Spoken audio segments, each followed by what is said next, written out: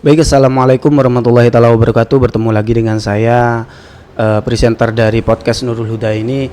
Sama dengan kegiatan kita sebelum-sebelumnya, kita akan menghadirkan bintang tamu yang memang berkompeten di dalamnya, ataupun orang-orang yang memang ada di ruang lingkup pendidikan di Yayasan Pendidikan Bustanul Ulum yang ada di Wates Wetan Ranuyoso Lumajang ini. Oke, pada kesempatan hari ini langsung saja kita perkenalkan, karena ini adalah guru PPL yang ada di sini. Maksudnya memang ada tugas dari kampusnya untuk di lembaga ini. Untuk namanya adalah Bapak atau Mas Sihab ini. Oke. Selamat selamat pagi atau selamat siang, Pak ya. Oke. Oke, langsung dianu aja Mas, atau Bapak. Ini saya panggilnya apa ini? Karena mungkin Bapak atau Mas atau adik. Oh, adik aja wes. Oke. Biar akrab ya, Pak. Oke, jadi untuk adik Sihab itu langsung diperkenalkan untuk kurikulum vitae-nya. Mungkin dari dulu lembaga dari paling awal sampean itu ditempuh itu apa, di mana, sampai sekarang itu terakhir apa dan juga di mana. Begitu. Ya, bismillahirrahmanirrahim. Assalamualaikum warahmatullahi wabarakatuh. Waalaikumsalam warahmatullahi wabarakatuh. Nama saya Muhammad Syihabuddin, lahir di Desa Melawang, Dusun Darungan, Kelakah, Lumajang. Pertama pendidikan awal di situ berada di pendidikan TK, ya, TK Al Hidayah di Melawang. Terus di sekolah MI Nurul Yakin, Bapak Muslim. Setelah itu melanjut ke pendidikan ke pesantren, ya, pesantren yang ada di Pondok Pesantren Miftaul Ulum Ranu Pakis. Di situ berpendidikan mulai dari sejak SMP 3 tahun, terus MA Madrasah Aliyah 3 tahun. Terus di situ masih belum melanjuti ke perkuliahan karena di madrasah atau di pondok kami di situ kalau tidak lulus madrasah tidak boleh tidak ikut Umum. Kalau belum lulus tidak boleh tidak ikut kuliah, artinya tidak boleh kuliah. Oh, tidak Ya, diperbolehkan kuliah ya, sebelum lulus diniahnya atau madrasahnya. madrasah. Jadi setelah lulus MA di situ nganggur 3 tahun. 3 tahun untuk menunggu lulusnya diniah itu. Diniahnya itu. Setelah itu ada program beasiswa Madin. Nah, di situ saya mendaftarkan untuk bisa melanjutkan perkuliahan di IAI Syarifuddin. Ya. Akhirnya bisa sampai kuliah sampai sekarang lah. Iya. Oke. Untuk ini kan jenengan ini sebagai PPL ya, memang tugas dari pondok, maksud saya tugas dari kampus lah istilahnya. Itu untuk lembaga di sini itu dipilihkan atau bagaimana? Di kampus di situ awalnya saya ditempatkan di MI Jatigono, di MI. Oh, di Jatigono di awalnya selatan. Oh ya. Terus ada teman saya di situ mengajukan Rolling. Iya, rolling karena ada kayak mendidik orang tua gitu. Oh, maksudnya ada kendala keluarga lah. Ada kendala keluarga, jadi jauh dari Labruk ke jadi Wates Wetan. Oke, saya paham. Berarti sebenarnya awalnya sampean itu untuk PPL-nya itu di daerah Jatigono. Ya. Sampean punya teman yang di daerah sana. Ya. Karena memang temannya ini ada problem keluarga sehingga karena jaraknya terlalu jauh, maka di rolling sama sampean tempat temennya itu sampean ambil di sini, Ya, diganti sampean, terus yang di Jatigono itu diambil temannya, begitu kan ya? temannya. Oke. Tapi sama-sama di pendidikan kan ya, sama-sama Sama-sama di pendidikan. MI. Jenjangnya sama. Jenjangnya sama. Jenjangnya sama. Jadi untuk apa deh namanya ya? Untuk jenjang itu memang jurusannya itu harus di MI apa bisa di MA, MTS atau kayak gimana? Harus di MI emang. Oh, memang harus di MI. Harus di MI setara dengan madrasah. Apakah ibtidaiyah. sampean itu jurusannya kayak PGSD gitu harus di SD terus kayak gitu tuh? Tidak. Ini taruhannya di MI. Oh, tempat memang di MI. Iya. memang sekarang itu keputusan dari kampus itu kita itu ngambil Kalau ngambil PGMI ditempatkan di MI. di MI. Oh, Bukan berarti di sampean SD. PGMI ya? PGMI. Oke. Karena memang kalau masalah keguruan, kalau masalah dunia pendidikan, jurusan dunia pendidikan itu saya kurang begitu paham. Karena dulu di universitas saya universitas. Maksudnya di perkuliahan di kampus saya dulu itu ada beberapa jurusan ya sama di kampusnya sampean itu. Jadi saya ngambil jurusan yang memang sastra filsafat Inggris. Jadi untuk dunia pendidikan saya itu biasanya maksudnya peraturannya itu kurang mengerti. Jadi kurang paham betul.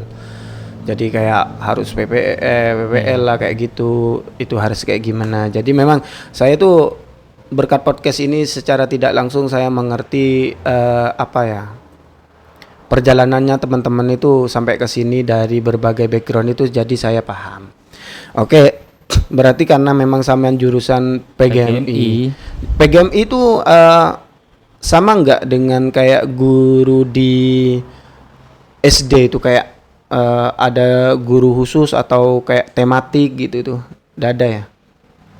Atau gini, sampean itu jurusannya di PGMI apa? PGMI prodi. Iya, prodi di bahasa Inggris. Ya Allah, karena saya bahasa Inggris. Prodinya sampean itu kan di PGMI kan ya. Itu kalau di PGMI itu tidak ada concern sama satu pelajaran gitu, enggak? Semua Semua. pelajaran. Berarti kan ke tematik kan? Ke tematik. Ya, tematik ya. Berarti itu kan tematik. Berarti sampean itu ketika di MI ketika mengajar itu kan tematik. Jadi semua pelajaran. Semua kan? pelajaran. Jadi oke. Untuk kenapa sampean bisa ngambil PGMI?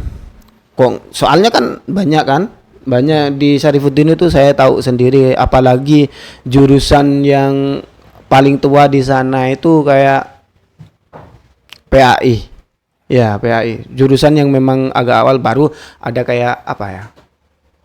Apa setelah itu ya? Kayak ekonomi syariah apa gitu, lupa saya. Tapi paling awal di sana kayaknya PAI. Dulu selama saya masih mondok masih di sana itu setit apa dulu saya dulu ya. Masih sekolah tinggi STIS apa gitu.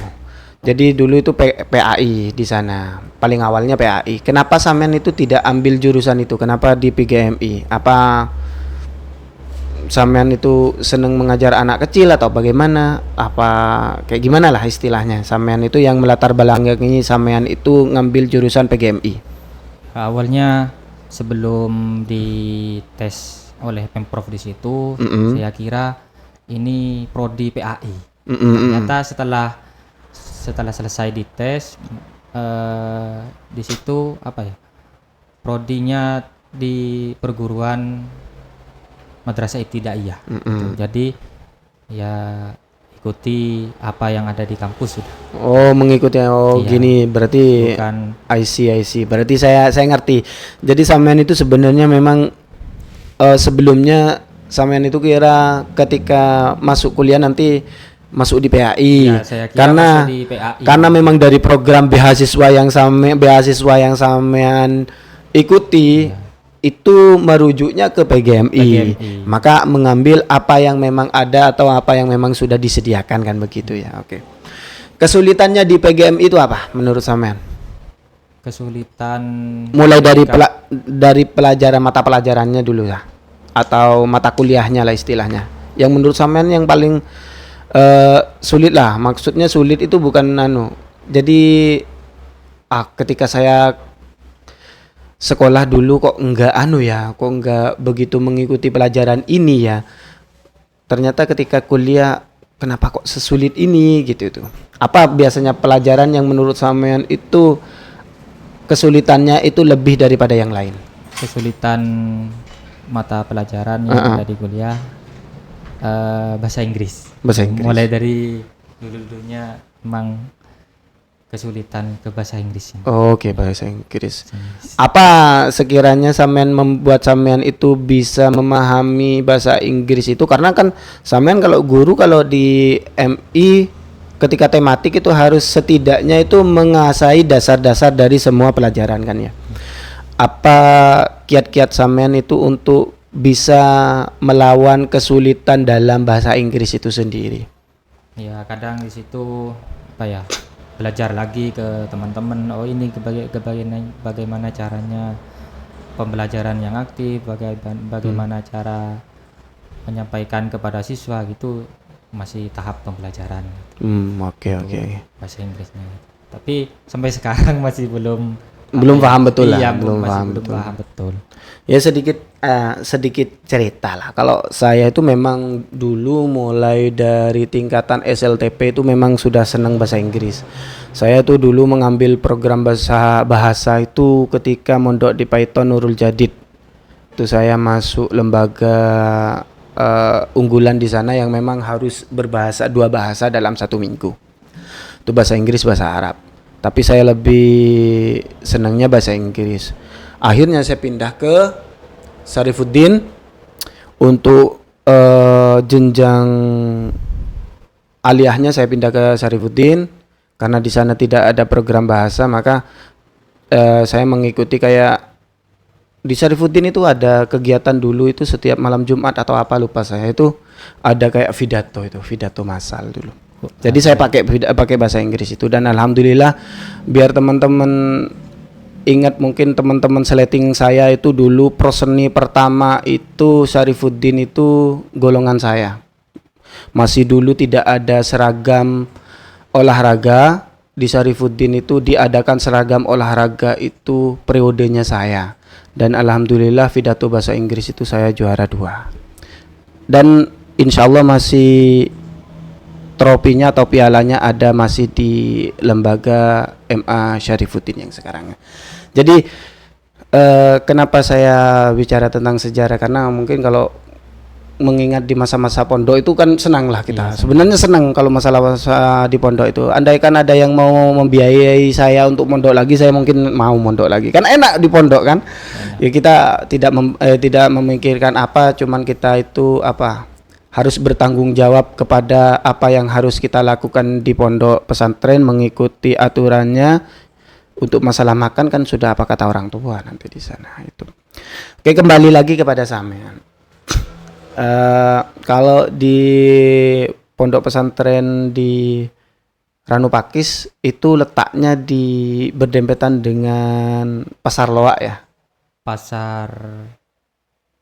Yang Pasar Loak bukan? Berdempetan dengan MI Bahrul Ulum yang sekarang pakai metode Quranis. Oh, di sana. Oke. Oke, kembali kepada permasalahan yang tadi. Maksudnya bukan permasalahan yang tadi lah. Apa yang sampean terangkan tadi, bahwa sampean itu memang kesulitan hanya di bahasa Inggris untuk pelajaran, dan sampean itu meminimalisir agar itu jadi sampean belajar lagi kan, begitu kan? Belajar lagi. Sekarang kan PPL. Sampean PPL di sini kan istilahnya salah satu pengalaman mengajar di tingkatan MI. Sebelumnya pernah mengajar di MI mungkin?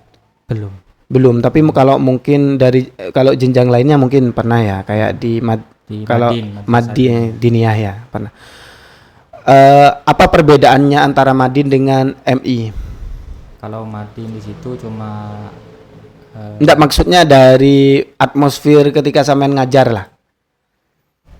Kalau Madin cuma ngajar kitab di situ. Kalau di MI ini memang betul-betul mempraktekkan teori apa yang peroleh di kampus, yang kita di kampus. Kita praktekkan di PPL ini karena memang betul tidak sama dengan Madin ya. Madin sama MI tidak sama. Memang butuh apa ya? Butuh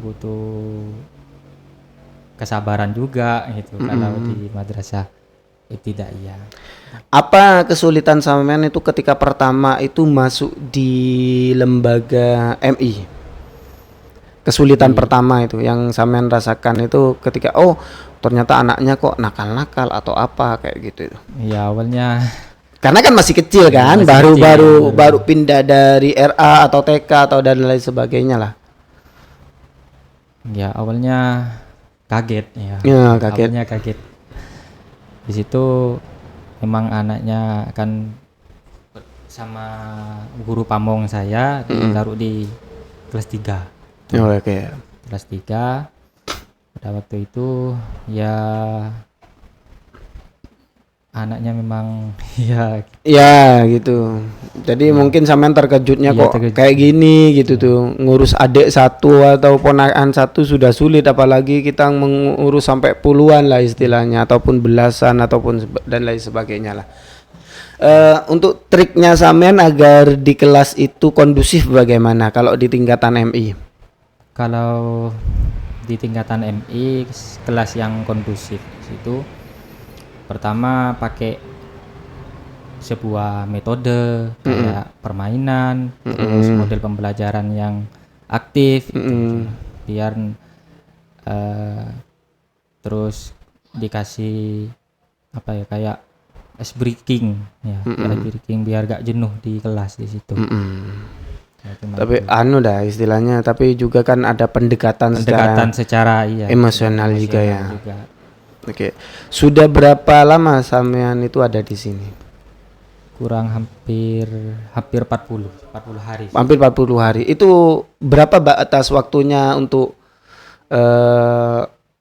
PPL itu berapa? 40 hari. 40 hari. Oh, berarti ini hampir sampean sudah ya? Hampir Senin ini penarikan sudah. Oke, berarti minggu ini terakhir berarti. Minggu ini.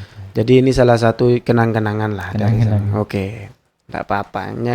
Cuman melatih apa ya, public speaking kita lah secara tidak langsung. Karena memang ini Masih belajar dari pengalaman. Oke, karena guru yang terbaik itu adalah pengalaman.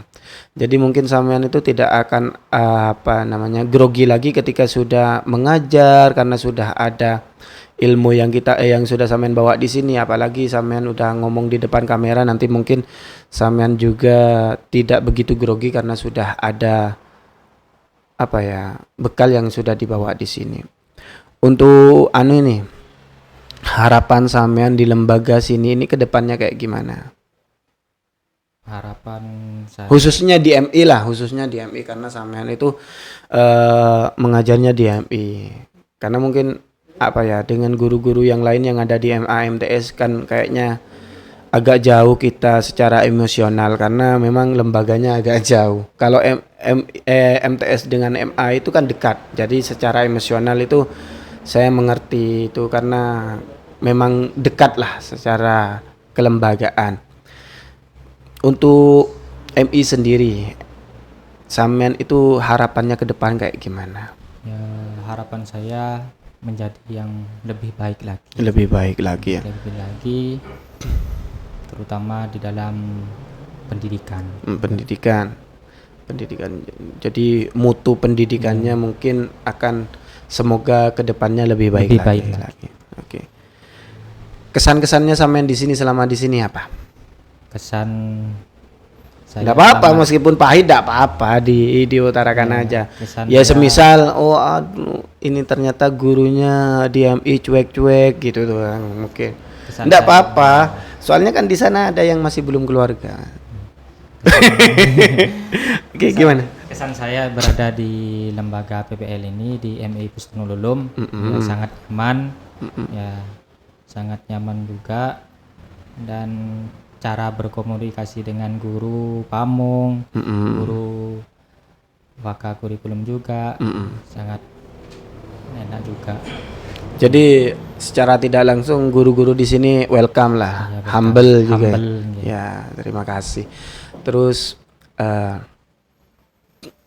setelah di sini berarti sampean sudah kembali ke pondok apa gimana? Sampean ini sudah boyong apa belum di pondok? Boyong setelah Maulid ini, barusan. Oh, masih baru.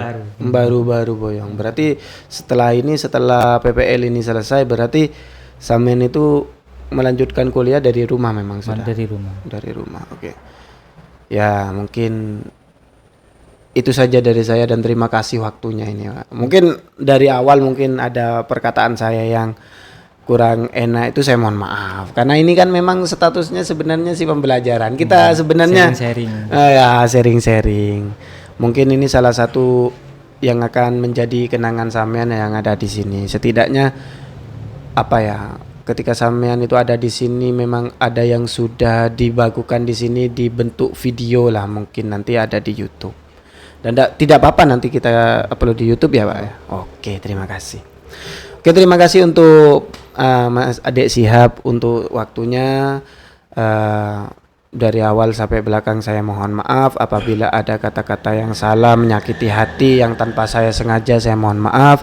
Untuk teman-teman di rumah dari awal sampai akhir saya juga mengucapkan maaf. Mewakili dari narasumber pun kami memohon maaf apabila memang ada keterangan yang melenceng ataupun salah karena memang kita masih tahapannya pembelajaran di sini. Oke. Akhirul kalam dari saya, wallahumma wafiq ila aqwamit thoriq. Wassalamualaikum warahmatullahi taala wabarakatuh. Terima kasih. Waalaikumsalam warahmatullahi wabarakatuh.